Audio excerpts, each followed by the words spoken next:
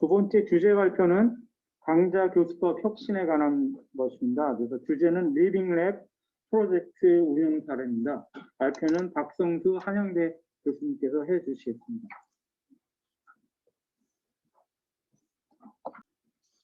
네. 안녕하십니까? 반갑습니다. 저는 한양대학교 링크사업단에서 사회혁신 파트를 전담하고 있는 박성수 교수입니다. 이렇게 발표하신 기회를 주셔서 감사합니다. 우리 신은사 교수님께서 앞에서 한양대 사회혁신 융합 전공 전체에 대해서 말씀을 해주셨기 때문에 저는 이 리빙랩이라는 사례를 좀 더 깊게 들어가는 방식으로 말씀을 드리도록 하겠습니다. 말씀드릴 순서는 왜 이 리빙랩 수업을 개발하겠는지 배경과 목적을 간략하게 말씀드리고, 그 다음에 이 리빙랩이라고 그냥 학교에서 수업 하나 만드는 것과는 제가 작동하기가 어렵습니다. 굉장히 복잡한 여러 가지 이제 일정 물정 네트워크 등 인프라를 구축하는 게 필요한데, 그 인프라를 어떻게 구축했는지, 그리고 세 번째로는 교과가 어떻게 구성되어 있고 운영되었는지를 말씀드리고, 마지막으로는 아직은 평가할 단계는 아닙니다. 저기 1년짜리 프로세스가 아직 끝나지도 않았기 때문에, 그렇긴 하지만 그래도 그 과정에서 느낀 것들은 많이 있기 때문에 전체적인 평가와 아울러서 현재 우리가 풀어야 될 문제들은 뭐가 있는지 순서로 말씀드리도록 하겠습니다. 리빙랩을 수업을 개발하게 된 목적입니다.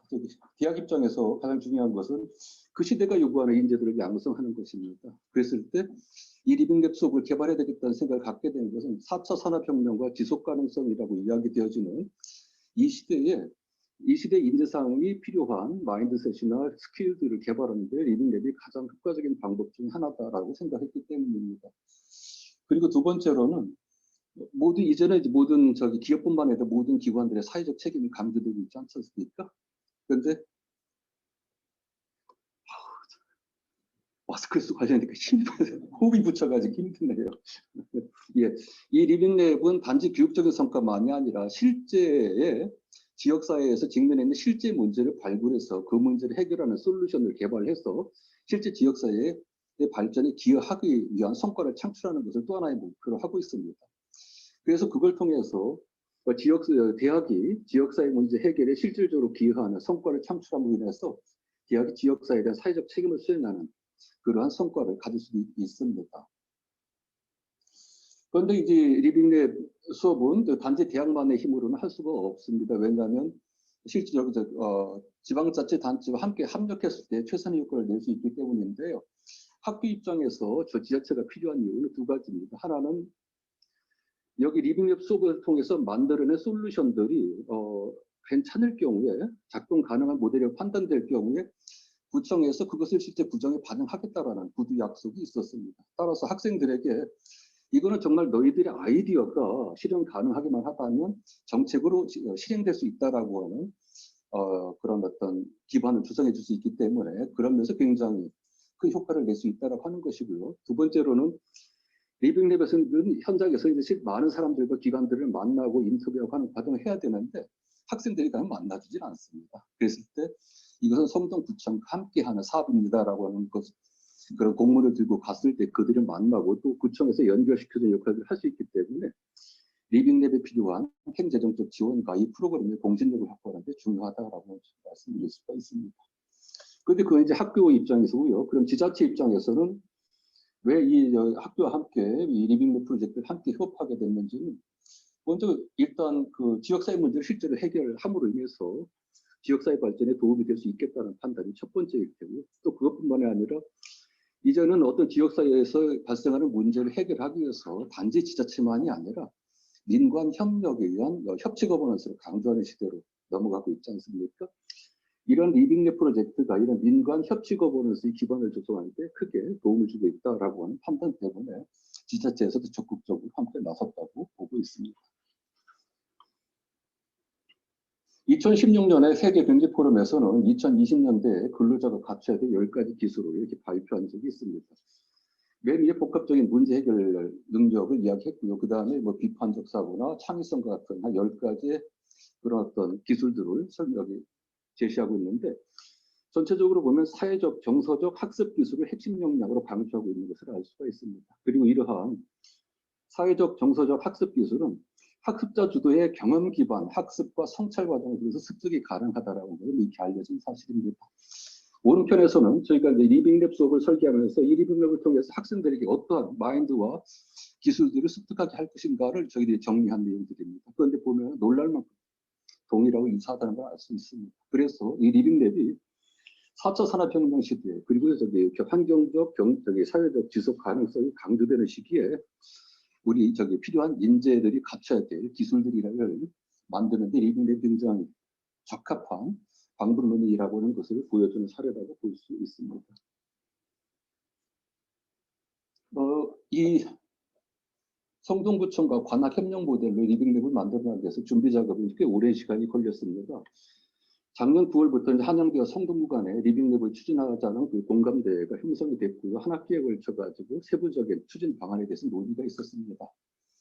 지난 겨울방학 때 2달 동안 20여 명의 학생들을 비교과 프로그램으로 선발해서 테스트 리빙랩을 진행하면서 전반적인 이 수업 구도를 만들었고요. 그리고 같은 기간에 이제 성동구 지역사회가 안고 있는 문제 중에서 학생들이 리빙랩 방식으로 푸는 것이 적절하다고 여겨지는 의제들을 찾는 작업을 같이 진행을 했습니다. 그리고 2월 달에 한양대 성동구청 간에 지금 오른쪽에 보면은 그러한 지속가능한 도시를 위한 관악협력 업무협약서를 체결을 했습니다. 이 업무협약은 리빙랩에만을 한정된 것은 아니고 굉장히 포괄적인 것이지만 한편으로 이 업무협약의 가장 핵심적인 내용을 구성하고 있는 것이 또한 리빙랩입니다. 제2조의 협력 범위 및 내용을 보면 두 기관을 아래 각 회에 상호 협력한다. 첫 번째, 지역사회 혁신과 도시재생 활성화를 위한 리빙랩 프로젝트 운영 협력 지원으로 되어 있습니다. 그리고 이 리빙랩을 운영하는 데 있어서 성동구가 해야 될 역할로 리빙랩 추진위원회 거버넌스 구조에 참여를 하고 그리고 이제 두 번째가 이제 학생들에게 그 모티베이션을 주기 위해서 만드는 건데요. 리빙랩 참가자에 대한 구청장 명의 수료증과 우수작에 대한 시상을 하도록 했습니다. 그래서 수료증은 총장님과 구청장님 공동 명의로 주기로 하고 그리고 시상은 학생들은 이게 자기 커리어에 도움이 되기 때문에 구청장님 단독 명의를 원하더라고요. 그래서 구청장님 단독 명의에 시상을 하도록 세팅을 했고요. 그리고 리빙랩을 실행하는 데 필요한 행재정적인 지원 그리고 성동구민청을 활용해서 주민들에게 리빙랩의 활동을 홍보하고 주민들의 피드백을 받을 수 있도록 돕는 역할 등을 성동구의 역할로 규정을 했습니다.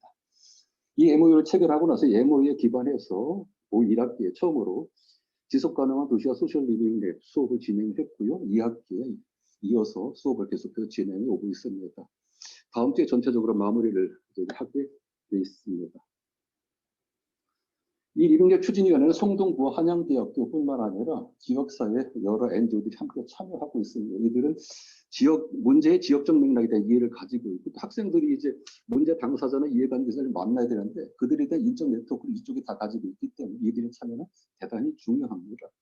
그래서 여러 이제 NGO들이 활동가들이 참여하고 있고요. 그리고 한편으로 이 학생들이 이제는 성동구민청을 통해서 또 주민들과 소통하고 그들의 피드백을 받는 창구로 이 성동구민청을 활용하고 있습니다. 리빙 실행 메커니즘입니다. 먼저 이제 학생들이 5명 이내로 5명을 넘으면 이게 조금 다소 무리가 있다고 여겨지고 있습니다. 5명 이내로 이제 학생들이 각기 다른 의제별로 리빙랩 팀을 구성하게 됩니다. 그리고 이제 저희 왼쪽으로는 이제 그 지역사회의 NGO 활동가들이 커뮤니티 그룹 코디네이터로 참여하게 되고요. 그들이 하는 일은 학생들이 인터뷰할 그 문제 당사자나 이해관계자들을 발굴해서 연결시켜주고 그 의제별, 그 문제에 대한 지역적 맥락을 좀 더 이해시켜주고 그리고 필드 리서치를 할 때 멘토링을 제공해주는 그런 역할들을 담당해주고 있습니다. 다른 한편으로 오른쪽으로는 분야별 전문가들이 있어가지고 의제에 대한 좀 더 심층적인 이해를 돕고 솔루션 개발에 필요한 여러 가지 정보나 지식들을 제공해주는 역할을 하고 있는데요. 이런 멘토는 사전적으로 세팅되지는 않습니다. 학생들이 자기들 스스로 자기들의 문제를 해결하는 데 도움이 될 수 있는 사람들을 찾아서 자신들의 힘으로 연결하기 어려울 때 학교에 도움을 요청하면 학교가 그들을 연결해주는 역할만 하고 있습니다.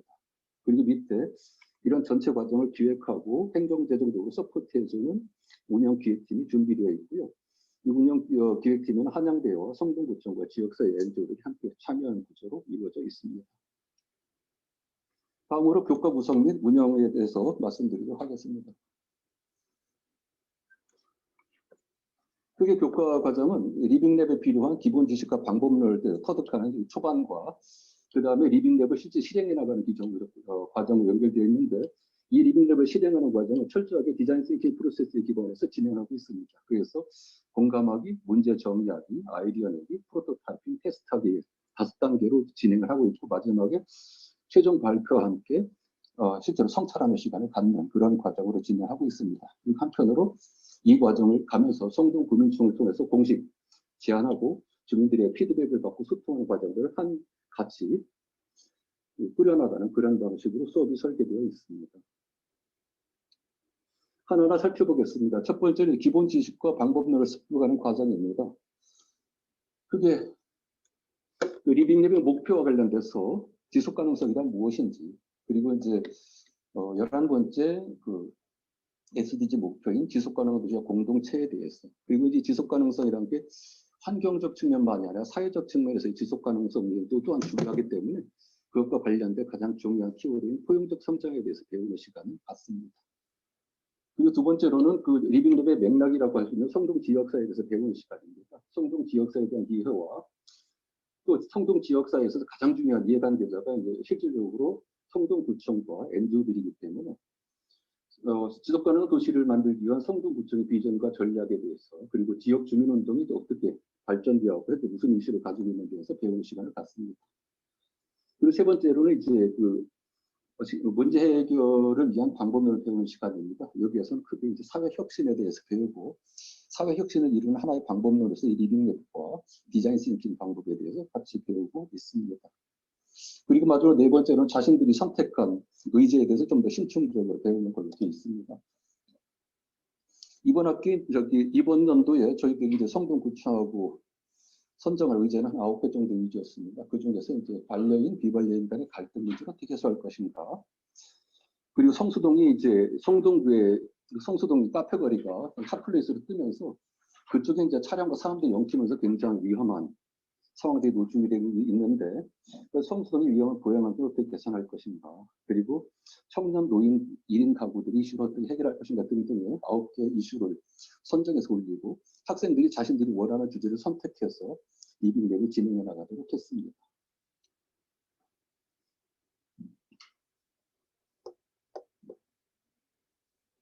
그래서 그 기본적인 지식과 방법을 습득하게 되면 가장 먼저 하는 것이 그들이 이제 리빙랩 의제를 선정하게 될 텐데요. 예를 들어서 1인 청년 가구의 문제를 우리가 접근하게 풀어보겠다라고 했을 때 문제는 1인 청년 가구의 문제가 그 자체가 하나의 범주일 뿐이지 문제의 범주이지 실질적으로 그 안에 굉장히 많은 서브 이슈들이 존재하고 있지 않겠습니까? 그래서 학생들이 1인 가구 문제에서 제대로 자신들이 의미 있는 임팩트를 창출할 수 있는 솔루션을 내려면 자기들이 할 수 있는 범위로 문제의 영역을 좁히고 범위를 제한해 나가는 과정이 필요합니다.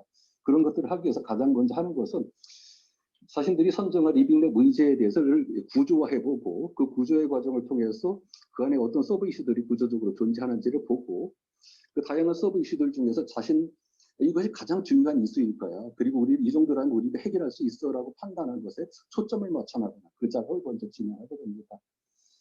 그리고 그러한 활동들을 해나가기 위해서 가장 많이 활용되는 방법으로는 로직 트리를 이용하거나 아니면 피시본 다이어그램이라고 이야기하는 코즈 이펙트 다이어그램을 학생들에게 만들어 보도록 하는 작업을 통해서 문제 구조를 이해하고 초점을 맞추는 작업을 해나가고는 합니다. 이것은 반려동물 공존 생태계 조성팀에서 만든 코즈 이펙트 다이어그램입니다. 이들의 리빙랩 의제는 비반려인들과 반려인들 사이의 갈등을 해소하는 것입니다. 다른 말로 이제 반려동물 공존 생태계를 조성하는 것을 목적으로 하고 있는데요. 이들이 이 코즈 이펙트 다이어그램을 통해 가지고 여러 가지의 중요한 큰 원인들, 요소들을 발견하고는 이 패티켓에 스스로 자기 초점을 맞추게 되죠. 자신들의 판단으로는 이 패티켓 이슈가 가장 중요한 이슈이면서 또한 자신들이 솔루션을 낼 수 있겠다라고 생각하는 것이어서 이 패티켓에 초점을 맞추게 됩니다. 그 패티켓 중에서도 여러 이슈들 중에 특히 이 배설물 수거와 목줄 낚기 문제로 인한 배변 처리를 안 하고 목줄을 안 하는 것으로 인해서 발생하는 문제를 해결하는데 그 이슈에 대해서 자신들이 솔루션을 만들어 보겠다라고 하는 것으로 초점을 맞춰 나갔습니다. 초점이 맞춰지고 나면 이제 본격적으로 공감하기, 문제와 그 문제와 관련된 사람들을 이해하는 단계로 넘어가게 되죠. 2단계 목표는 문제 당사자의 관점에서 무엇이 진짜 문제인지를 발견하고 솔루션 개발에 필요한 정보들을 가능한 한 많이 수집하는 겁니다. 학생들은 이 과정에서 실제로 3주간의 그 필드 리서치 기간이 주어지게 됩니다. 이것은 자율학습으로 주어지게 되고요. 일단 학교에서는 개입하지 않습니다. 3주의 기간을 줄 뿐이죠.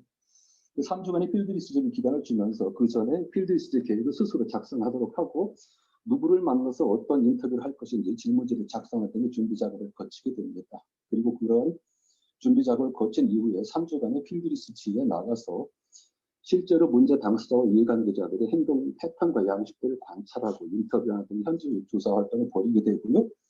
그것들을 관찰 일지와 인터뷰 일지 등으로 기록하고 이후에 전체적으로 같이 와서 발표하고 피드백을 받는 과정으로 진행해 나가고 있습니다. 그리고 이 과정을 거치고 나서 이제 그들이 발견한 사람과 문제에 대한 이해를 토대로 해서 그들이 얼마나 실제로 이해하고 있는지를 확인하기 위해서 페르소나와 공감지도를 만드는 작업을 진행하고 있습니다. 이 페르소나와 공감지도를 학생들이 만들어 나가고 거기서 요구되는 칸들을 하나하나 채워나가는 과정을 통해서 우리가 무엇을 알고 있는지 또 그리고 무엇을 모르고 있는지 학생들이 알게 되는데 그것이 이후 문제를 정의하는 단계에서 굉장히 중요한 역할을 감당한다는 것을 알 수가 있었습니다. 반려동물 공존 생태계 조성팀이 공감하기 단계에서 그들이 설문조사를 했던 것의 기본 내용입니다. 여기 보시면 비반려인들에게 물었습니다. 반려인들이 꼭 지켜줬으면 하는 패티켓이 있나요? 했더니 배변 처리와 목줄과 같은 안전장비를 착용하는 것을 여기 가장 많은 비중으로 나왔고요. 다른 한편으로 반려인들에게 물어봤습니다. 함께 산책할 때 가장 번거로운 점이 뭐냐? 역시 목줄과 배변 처리 도구를 갖추는 거라고 하는 것을 답변이 나왔습니다. 이러한 설문조사를 통해서 학생들이 설정했던 문제와 초점이 정확하게 현실적으로 일치하고 있다는 것을 볼 수가 있습니다. 여기는 이제 성수동 보행환경 개선팀이 실제로 성수동 카페거리에 가서 현지 조사를 하고 있는 모습입니다. 그래서 소백께서 이제 같이 촬영했던 것이기도 한데요. 이 친구들은 정말로 여러 차례 자기들이 자발적으로 여기 나가서 생각했던 것 이상으로 많은 것을 관찰하고 그래서 무엇이 문제인가라고 하는 것을 발견하는 그런 결과들을 가지고 있게 됐는데 이 학생들이 지금 상당히 좋은 성과를 내고 있습니다. 그렇게 된 이유 중에 하나가 어느 팀보다 많이 좀 더 성실하고 철저하게 현장 조사를 했다라고 하는 점에서 그 이유를 발견할 수도 있을 것 같습니다. 이런 과정을 통해서 실제로 문제가 무엇인지를 발견해서 많은 정보들을 포착하게 되는데 그러한 정보들을 수집한 다음에 이제 문제 정의하기 단계로 넘어가게 되죠. 2단계 목표는 이제 수집된 정보들을 종합해서 진짜 문제가 무엇인지를 찾아내는 것입니다. 진짜 문제가 무엇인지 찾아내는 과정에서 크게 3가지 기준을 적용합니다. 첫 번째는 리얼 프로블렘이냐, 즉 그 문제가 실제 존재하고 있는 문제냐, 그리고 정말 중요한 문제냐, 이게 꼭 해결되어야만 하는 문제냐라는 관점이고요. 두 번째는 valuable, 이 문제를 해결했을 때 해결함을 통해서 실제로 얼마나 많은 가치와 편익이 창출되겠느냐라고 하는 점. 그리고 세 번째는 inspiring, 이 문제가 팀원들이 이 문제 해결에 헌신하도록 하는 강력한 동기부여를 주고 있느냐라고 하는 기준입니다. 이 3가지 기준에 따라서 문제들을 찾아나가게 되고요. 그래서 이제 문제를 찾고 나면 그 문제들을 이제는 생산적이며 미래지향적인 방식으로 다시 늘어내는 작업을 가게 되는데 문제가 접했으면 이제는 솔루션을 만들어야 되지 않습니까? 이 문제의 특성으로부터 솔루션을 개발하는 데 필요한 기회 영역을 창출해낼 수 있는 그러한 방식으로 문제를 다시 서술하는 과정을 의미합니다. 그래서 이걸 아이다호에서는 기회 영역 만들기라고도 하고 다른 쪽에서 이제 POV, 포인트 오브 뷰라고도 이야기하는데 문제에 대한 서술, 정확한 서술, 프로블럼 스테이트먼트라고 이해하시면 되겠습니다. 그리고 여기에서 이 문제에 대한 통찰을 발견하는 과정이 제일 중요한데 이 문제에 대한 통찰을 발견하는 데 있어서 가장 중요한 것은 패턴을 발견하는 건데 그 패턴을 찾아내기 위해서 사용되는 도구들로는 이렇게 친화도 맵을 만든다든지 맥락 지도나 고객 여정 지도나 이해관계자 지도, 다들 경영에서 나온 개념들이죠. 이것이 이제 사회문제 해결도 굉장히 유용하게 쓰이는 도구들입니다. 이러한 도구들이 상당히 문제에 대한 통찰을 발견하는데 아주 유용한 도구들로 사용되고 있습니다. 이거 성수동 보행환경 개선팀이 자신들이 현장 조사를 통해서 찾아낸 정보들을 기반으로 아이디어월과 취하드맵을 만든 겁니다.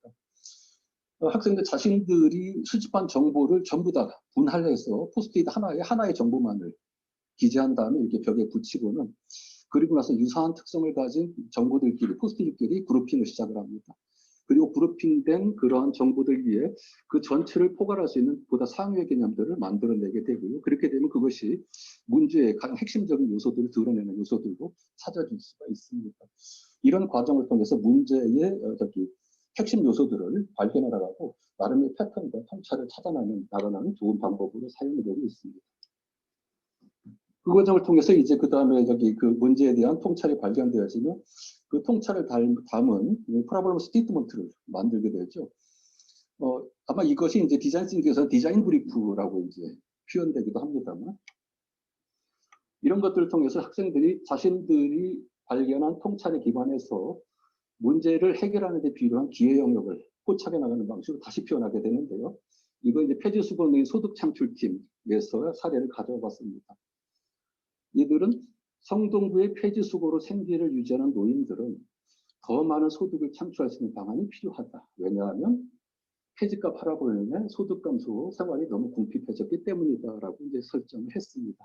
이런 과정을 통해서 이들은 이 목적을 향해서 더 많은 소득 창출, 폐지수거 노인들이 폐지수거 이외에 소득 창출할 수 있는 방안이 있는가를 찾는 대로 초점을 맞추는 그러한 방식으로 작성이 되어 있습니다.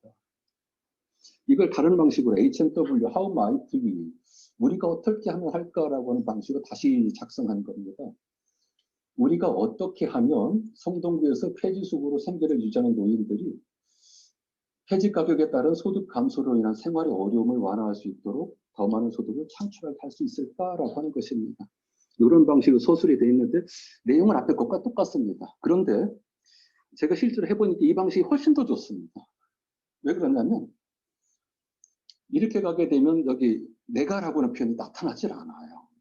그래서 이 방식으로 하게 되면 학생들이 뭐 국가기관이나 지자체나 이런 데서 할 수 있는 정책을 내게 되고 자신들이 할 수 있는 영역을 넘어선 문제나 솔루션을 찾아나가는 것들, 오류들을 많이 범하는 걸 봤습니다. 근데 이렇게 되면 우리가 어떻게 하면 이런 문구가 강조됨으로 인해서 학생들이 자기 자신들이 할 수 있는 영역으로 관심을 좁히는 그러한 효과를 낸다라고 하는 것을 제가 알 수 있게 되었습니다. 그래서 이제 이 How might we 방식이 학생들에게 좀 더 유익한 방식이구나 하는 것을 알게 되었습니다. 이제 문제가 정의됐고 솔루션의 방향이 좀 잡혔습니다. 그러면 이제 구체적으로 아이디어를 내는 단계가 되겠죠. 이 단계에서는 문제의 맥락과 사람들에 대한 이해를 상상력과 결합해서 해결책이 아니라 해결책을 이끌어낼 수 있는 아이디어를 만들어내는 것이 목표입니다. 하나의 최선의 솔루션을 찾는 게 아니라 선택할 수 있는 가능한 가장 넓은 범위에 가장 많은 아이디어를 창출하는 것입니다. 이 중에서 무엇이 최선이냐는 다음 단계에 하도록 되고 지금은 무조건 가장 많은 옵션들을 만들어내는 것에 초점을 두고 있고요. 학생들이 제일 좋아하는 단계입니다. 근데 요즘 학생들 보면은 그런 특히 최근에 중고등학생 학교 교육에 문제점을 볼 수도 있는데 방향이 정해지면 솔루션 내는 데는 정말 뛰어난 능력을 발휘합니다. 그런데 자발적으로 문제를 정의하는 데까지 너무 어려워합니다.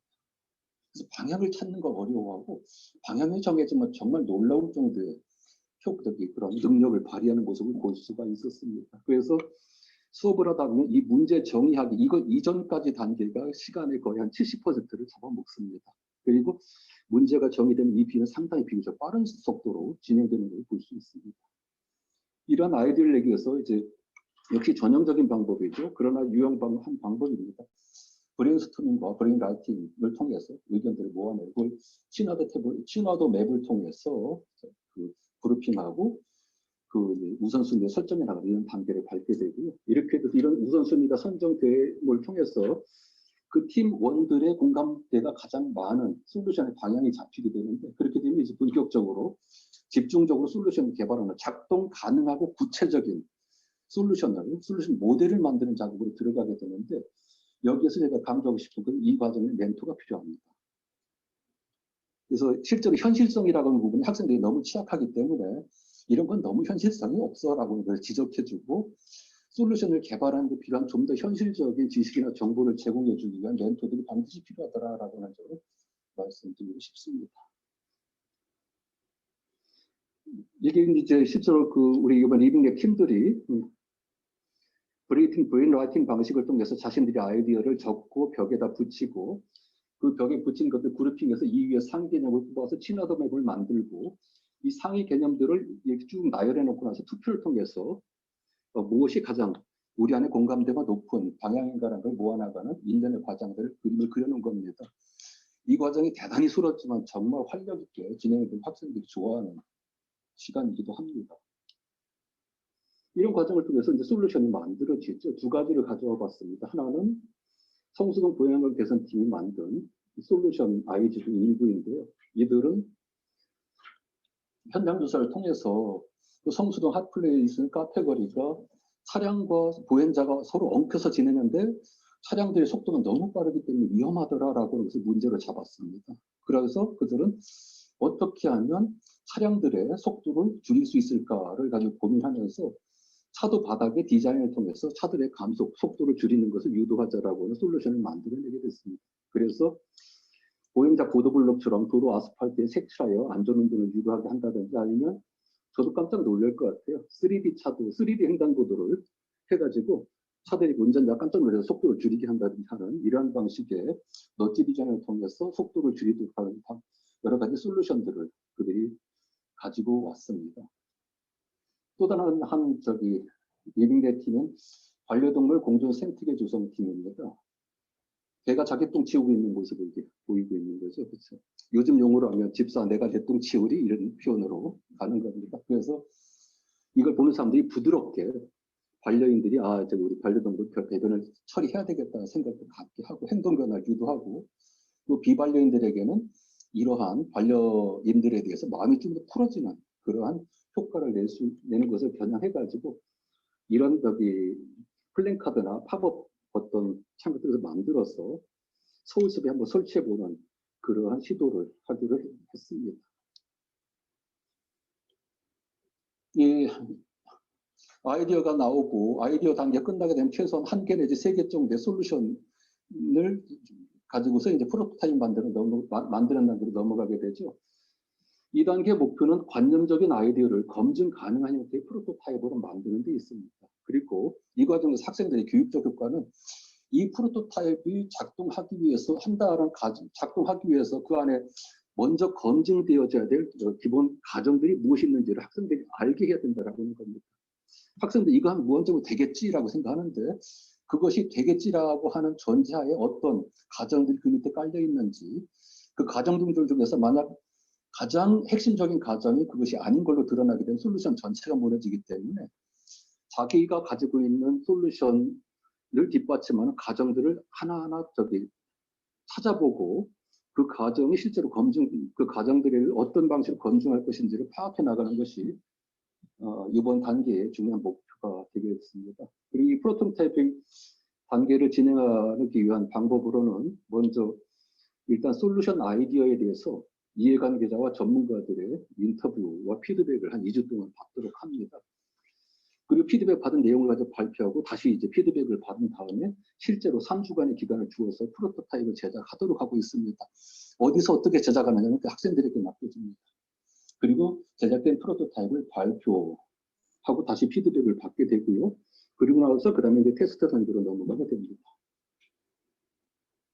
학생들은 테스트 계획을 수립하게 되고 그리고 2주간의 기간 동안 현장 테스트를 거치게 되면서 또 그 테스트 결과를 같이 가져와서 발표하고 공유하고 피드백을 받는 과정으로 진행됩니다. 그런데 현실 속에서는 프로토타이핑과 테스트 단계가 막 혼재돼서 계속 반복되는 과정으로 진행되기 때문에 사실 거의 하나의 과정으로 움직여지고 있다라고 볼 수가 있게 되고요.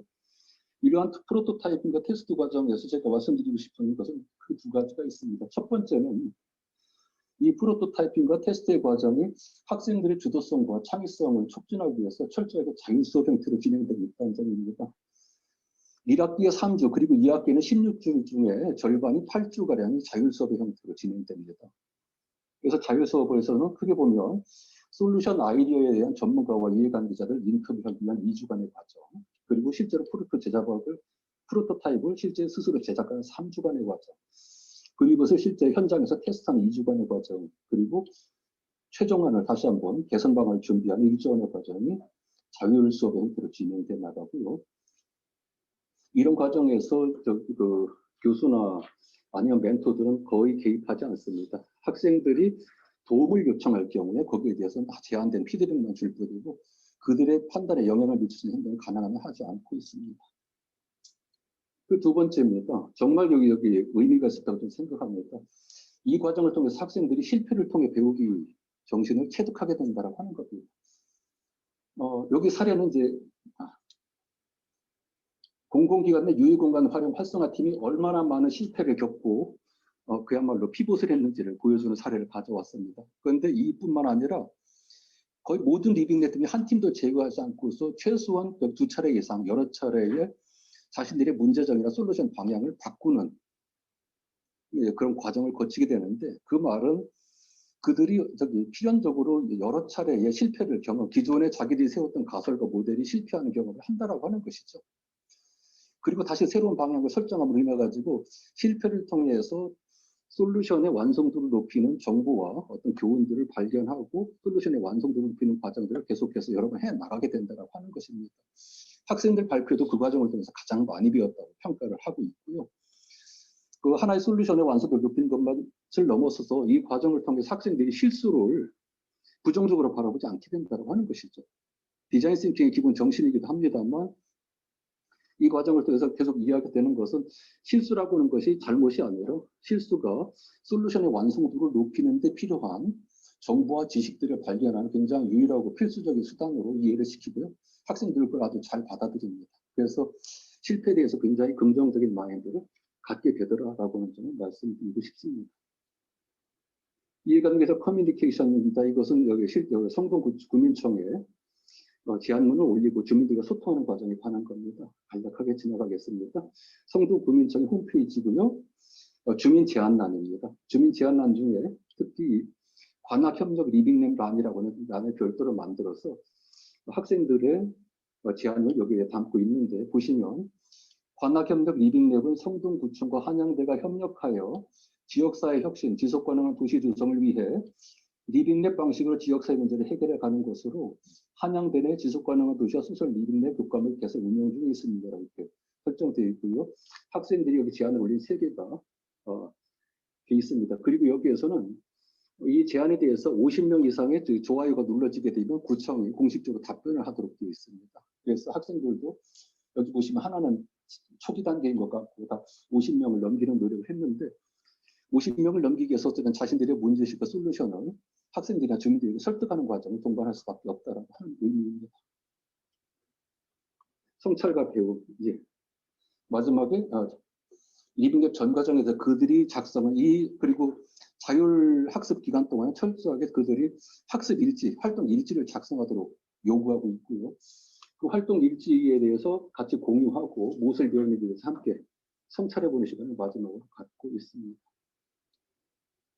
지속가능한 소셜 리빙랩 수업 운영을 올려놔 봤고요. 평가 및 과제입니다. 학생들의 평가는 일단 매우 좋습니다. 실제로 98점이라고 하는 높은 강의평가 점수를 받았고요. 그것보다도 더 재미있는 것들이 학생들의 의견을 제가 긁어온 걸 제가 받아서 한 겁니다만, 크게 3가지 키워드가 있습니다. 하나는 가장 많은 게 대학스러운 수업이다 라고 하는 겁니다. 여기도 보면 진짜 대학 수업 같은 수업이라는 생각이 든다라고 해서 이야기를 하고 있고요. 두 번째로는 얻어가는 것들이 참 많다. 그런데 되게 고생을 했다. 이런 표현이고, 3번째로 좋은 것은 너무 재밌다라고 하는 것이었습니다. 우리가 스스로 머리를 맞대고 회의하고 쥐어짜내서 솔루션 내놓는 과정 자체가 너무 재미있다. 한양대 들어와서 이렇게 재미있는 수업은 처음이다라고 이렇게 말씀해 주셨는데, 학생들이 정말 재밌어 합니다. 그래도 재밌다, 많은 것을 배울 수 있다, 그리고 참 대학스럽다. 대학스럽다는 아마 우리가 스스로 한다라는 것에 대한 자부심이 아닐까 생각을 합니다. 몇 가지 발견된 문제들입니다. 첫 번째로는 익히 교수님들도 다 이야기 생각 가능하다시피 사업 문화와 풍토가 전혀 다른 관료제적 공공기관과 협업에 따른 어려움입니다. 충분히 이해하시겠죠?